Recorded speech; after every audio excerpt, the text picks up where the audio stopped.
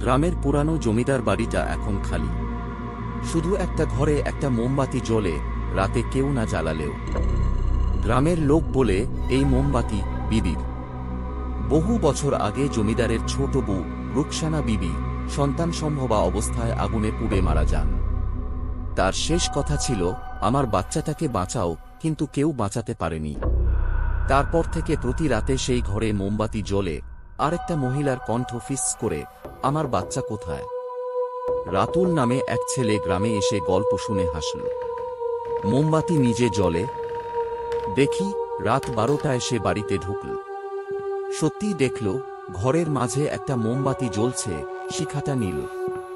চারপাশে ঠান্ডা। হঠাৎ একটা মিষ্টি কণ্ঠ, তুমি এসেছ? আমার বাচ্চাটা দেখেছ? রাতুল ঘুরে তাকাল। কেউ নেই, কিন্তু মোমবাতির শিখায় একটা মহিলার ছায়া, পেট বড়, চুল সরানো, মুখ পোড়া। ছায়াটা এগিয়ে আসছে। রাতুলের পা আটকে গেল। মহিলাটা ফিসফিস করল, তোমার ভেতরে জায়গা আছে। আমার বাচ্চাটা এখানে থাকবে। রাতুলের পেটে তীব্র ব্যথা। সে হাত দিয়ে ধরল, কিন্তু তার পেট ফুলে উঠছে। মোমবাতির শিখা আরো বড় হল। তার শেষ চিৎকারের সাথে শিখাটা নিভে গেল।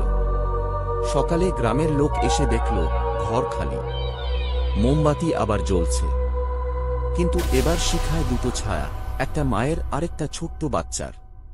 আর রাতুলের কোনো চিহ্ন নেই। এখনো প্রতি রাতে মোমবাতি জ্বলে।